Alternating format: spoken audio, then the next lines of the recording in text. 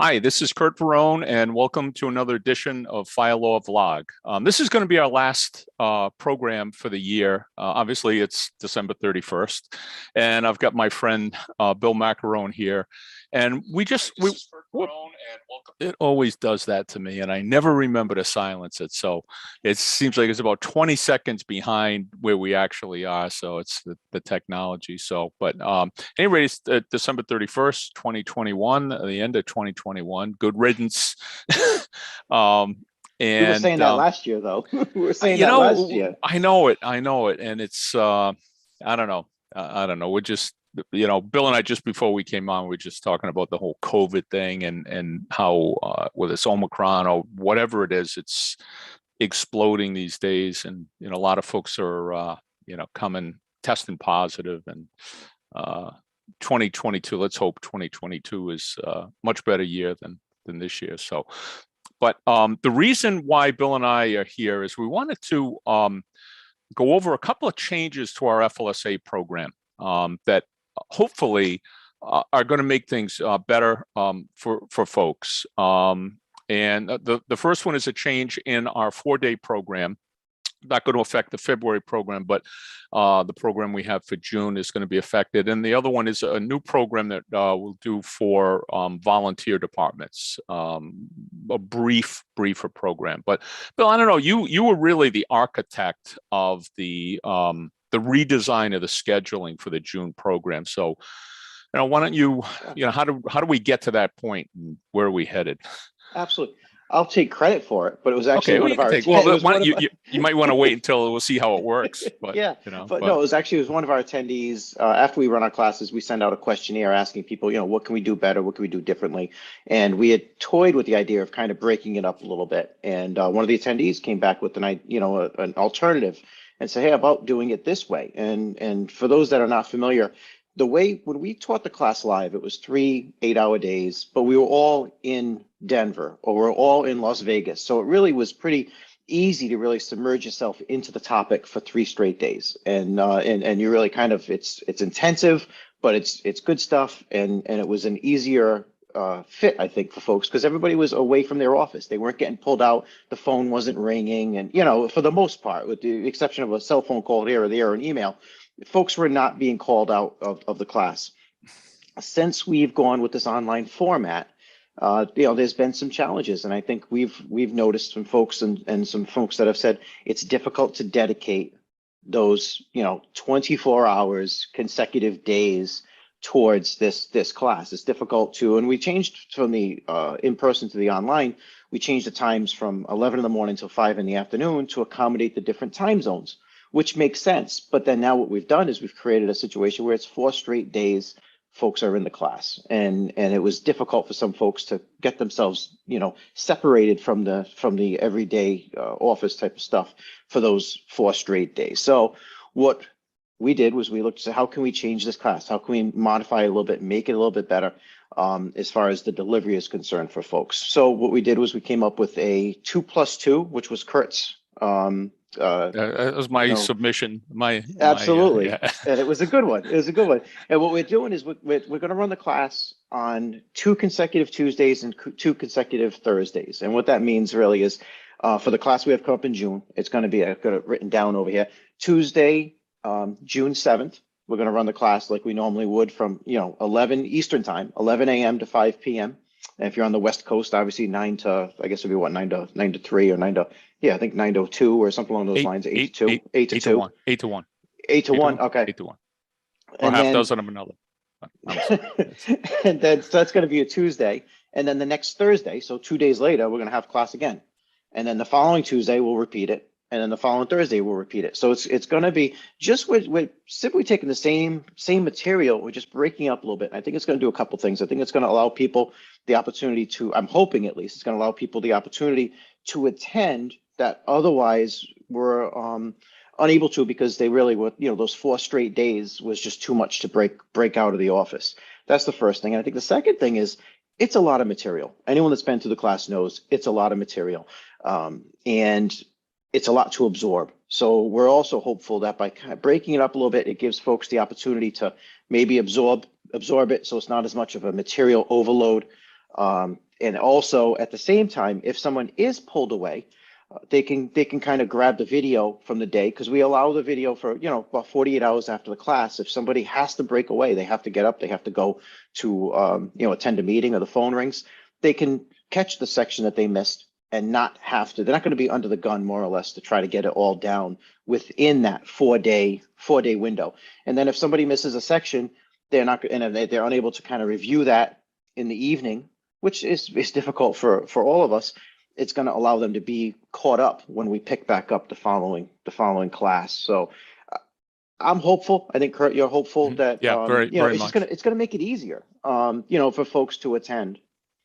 Yeah, I was thinking, just as you were talking, when we're away, when one of the venues that we've been at, you mentioned Las Vegas and Denver and Florida, and you know, a lot of places in between. But when we're away, at the end of the day, we might go out to dinner and we'll have a conversation. Maybe some of the students will, you know, catch up with us there. The attendees will catch up with us, and we'll have a chance to talk. But you're not at work, and someone else is dealing with the day-to-day stuff. When you're sitting in your office and you're on the webinar for 6 hours, and then the webinar is over, you're back at work and you don't have that time to really think about and reflect on, and just go have a drink or have dinner and think about the material, because you're immediately back in your own world again.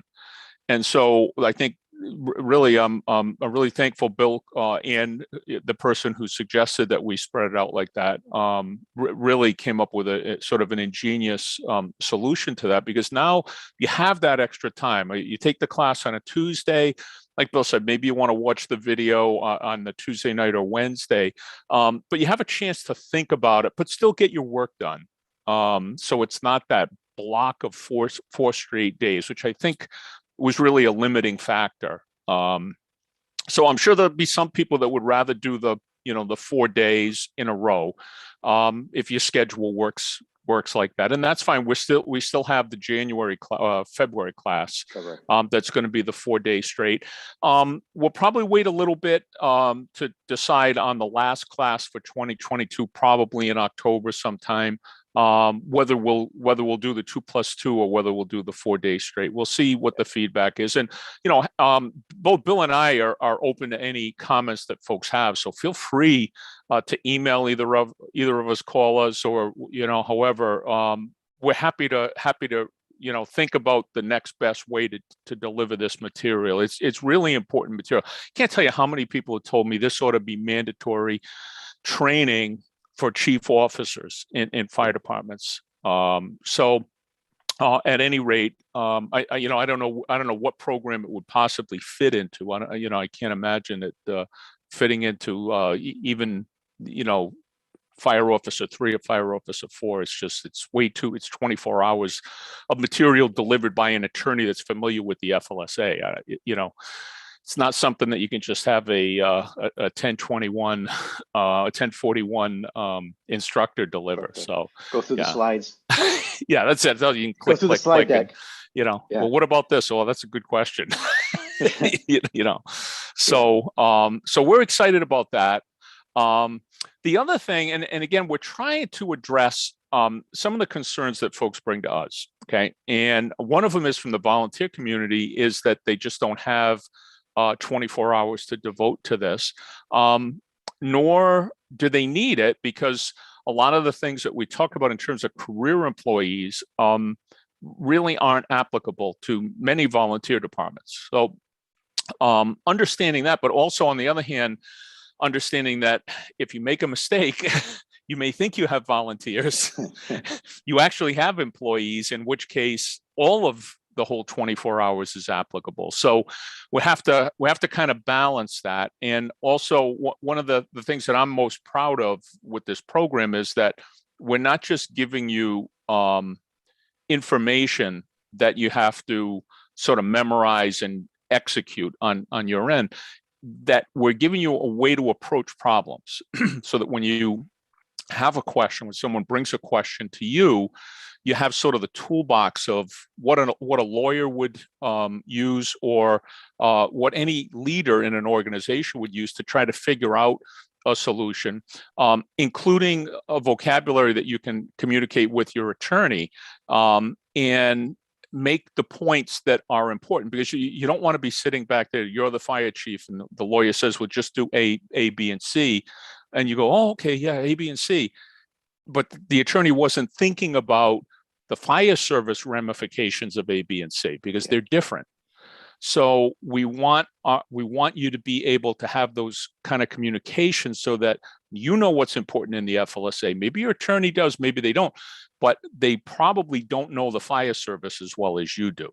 So we want you to be able to communicate with your attorney in that regard. So how does that relate to the volunteer program? What we're going to do is we're going to be about a 3.5 hour program, where we're gonna cover some of the basics. Okay, some of the real foundational things that you need to know. You need to know what is the FLSA, what the heck is it, who created it, and that, and then who is the Department of Labor, and how do they relate to the FLSA? Because the FLSA, the DOL didn't create the FLSA, so we'll talk a little bit about that. Talk a little bit about the difference between statutes and regulations and the Constitution, just some very basic civics, so that we understand the terminology. When we say the DOL said A, B, and C, you know that, that's the Department of Labor, and you understand what a regulation is versus the FLSA.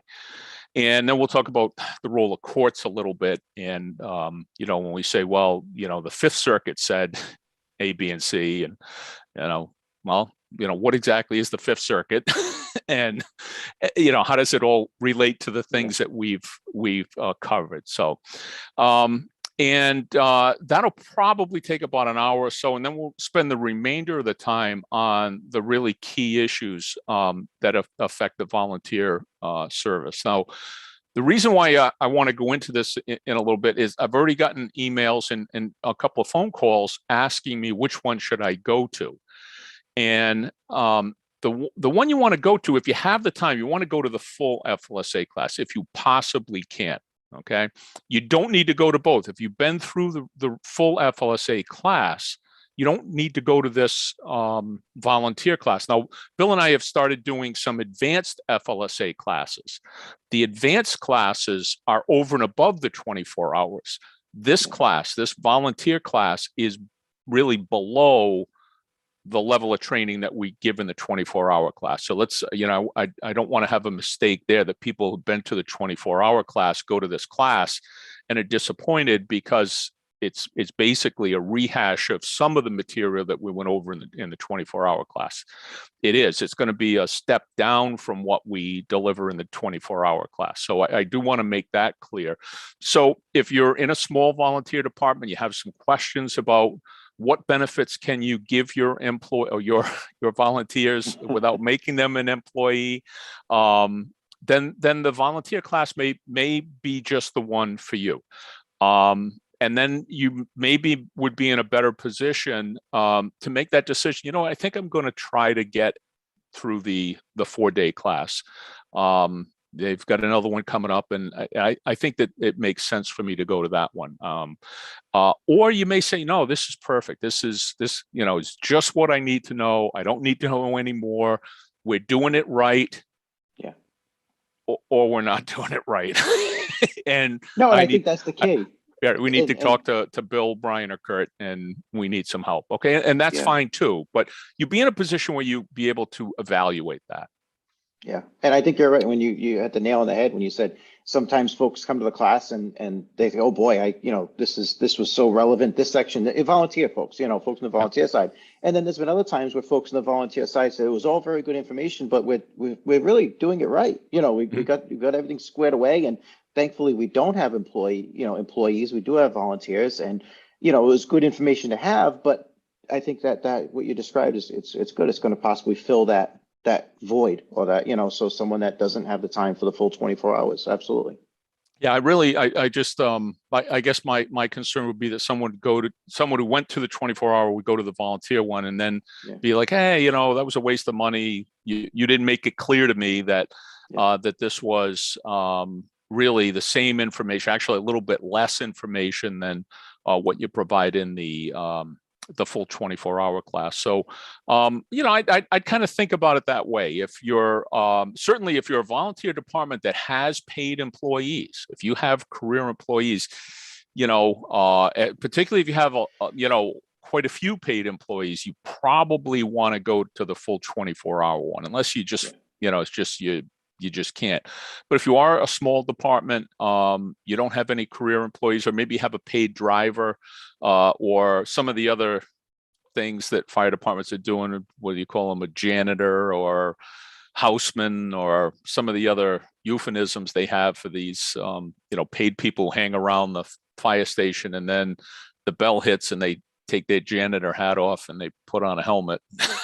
You know, Yeah. and you play that game there. So, you know, we'll talk about that. But for the departments that are 100% volunteer, or maybe one or two or a couple of paid guys, that would be the class for you. If you're, you know, if you've got 40 career people and 10 volunteers, this is not going to be anywhere near what you need to know about the FLSA. Okay. Yeah. All right, and Bill, just it's been a long year. I know I'm going to catch you by surprise on this one. What do you say is the most significant FLSA case that's come down? I should have prepped you for that one, but this is a live. It is a live class, so. No, I mean the FDNY, I think, has finally settled the, you know, the pre and post shift. That was, they were fighting that. Well, explain that just so, because not everybody who's listened to this has been through the FLSA class. So what are we talking about?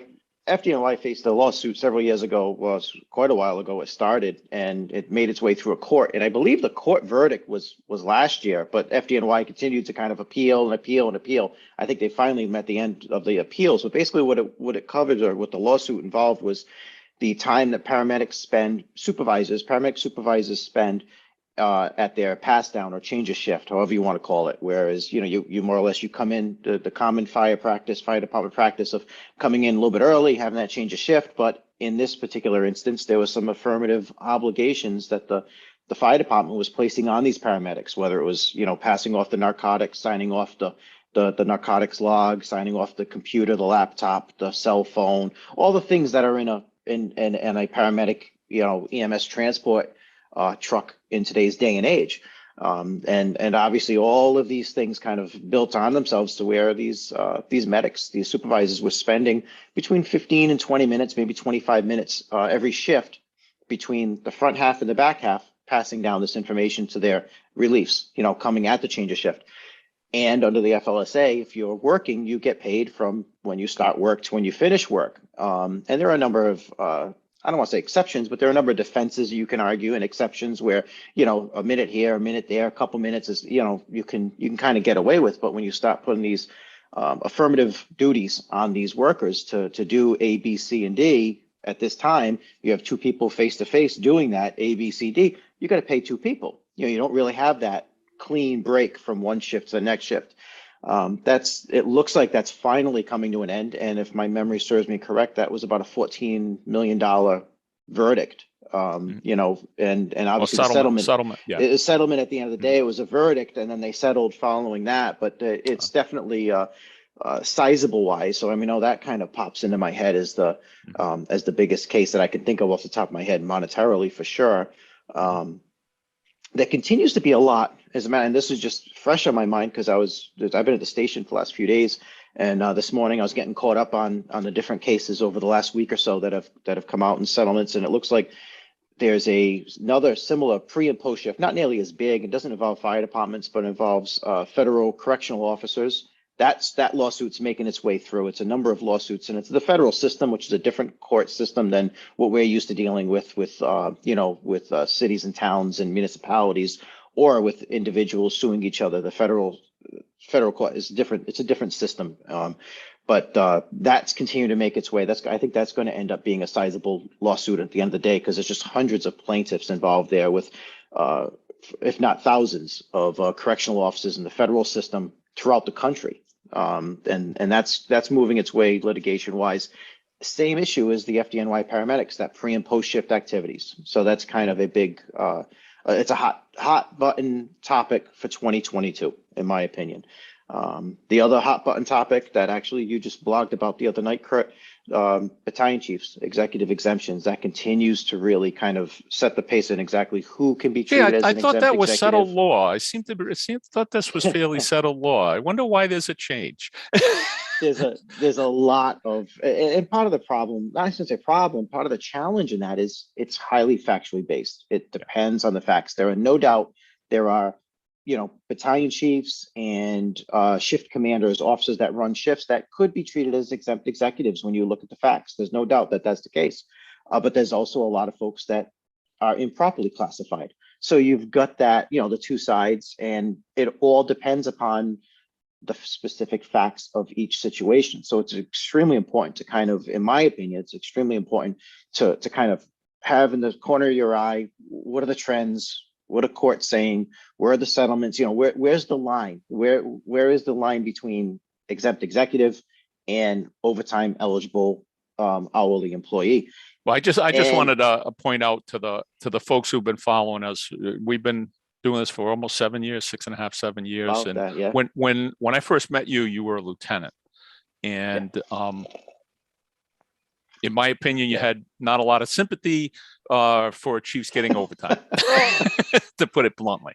And then Bill became a captain, and he's still, but I think you could see on the horizon. So, and shortly after the first of the year, we will have Battalion Chief Macaron. The 9th, right? The 9th of January, yes. So. And he will be a shift commander. We will see just whether or not he thinks battalion chiefs are entitled to overtime, or they should work those extra, 24, 48, 96 hours a week for free. I have to retool my whole delivery. No. Well, I want to publicly congratulate you. We're proud of you, and it's you come a long way in just what, 6 years, six and a half years. So no, thank you. We're looking forward to that. But we talked briefly about that Coronado case. Yeah, I think you had blogged about it earlier, right? When it was first I'm not positive. Filed. It was familiar to me, but I don't know if I had blogged on it or if I knew it was in the works. It was kind of going through its process. But it looks from the out, and I just looked at it quickly again because I've been at work for a few days. And it looks like it's a settlement, which the majority of these shift commander, when I say shift commander, I'm talking about a battalion chief, maybe a deputy chief, depends how your organization is structured. Someone that runs the shift, the on-duty shift that's there 24 hours.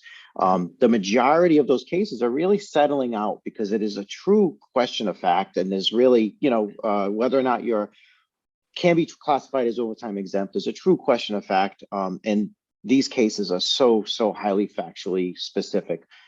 You're seeing the majority of those kind of settling out because municipalities, I think, are looking at it and saying, okay, we've got some liability here.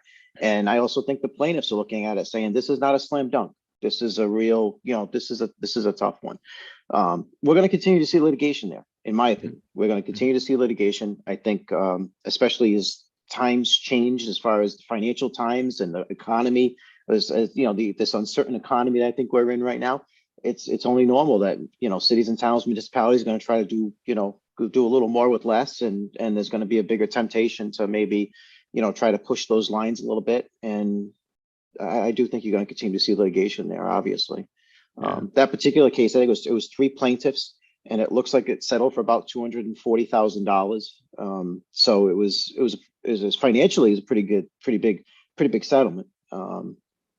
As far as the individual chiefs are concerned, and I don't know this, Kurt. I don't know if you remember from when you read it. I'm assuming moving forward they're going to get overtime, but I'm not sure. That wasn't clear. That wasn't clear. I would think that would make make good sense. I know when I was with Providence, the agreement, there was no lawsuit on this, but the chiefs were paid straight time and for their extra hours. And I remember having a conversation with a couple of city council people at a finance committee meeting, and they were upset. They couldn't understand why managers should get overtime, and they kind of called me on the carpet on it and said, you shouldn't be, you're an executive, blah, blah. And I said, well, it's one thing, and they knew I was an attorney. And I said, it's one thing for me to stay in my office till 8 o'clock at night because I got to get the work done. And I understand that. Okay. But if I work all day Monday and then I basically stay overnight Monday night and then work all day Tuesday, and then stay Tuesday night, not just a couple of hours, not just from 6 till 8 or from 5 till 8, but I stay overnight. And then you want to call me on Saturday and make me work another 24-hour shift. I think it's a little unrealistic to expect me to do that without some additional compensation. And even take me out of the equation. But how do I tell someone, hey, Bob, you got to work 24 hours on Saturday after already having worked those extra hours? And so I think it can be explained, when you explain it properly. And they understood. I said, oh, wow, we didn't think about that. We were thinking that you may be staying an extra hour here, an hour there, a day or 2 hours or 3 hours. We weren't thinking that, you're working your regular shift, plus you're working these extra hours, and then you're going to work an extra shift on a weekend or a holiday. So I don't know, the compromise we had was straight time. And, that's been subsequently revisited, and the chiefs organized, and they're now under the local. So that's the other thing is you push your executives to align themselves with the people that they're supervising. So that's not necessarily a good big picture solution either. So, but it is. No, we talk about it in the class. We talk about it in the advanced class. It's not impossible by any means. But when you have somebody assigned, when you're the fire chief or you're the executive of the organization and you're turning around saying you are working a 24-hour shift, it is challenging to then classify that person who's assigned to a 24-hour shift as an exempt executive. It's not impossible by any means, but it is challenging, and it's very easy to lose that exemption if the job isn't designed appropriately, if the job duties and the actual functions of the individual don't meet the exemption to a T, really, you risk losing that, in my opinion. Yeah, and that Coronado decision, the judge did a pretty good job of.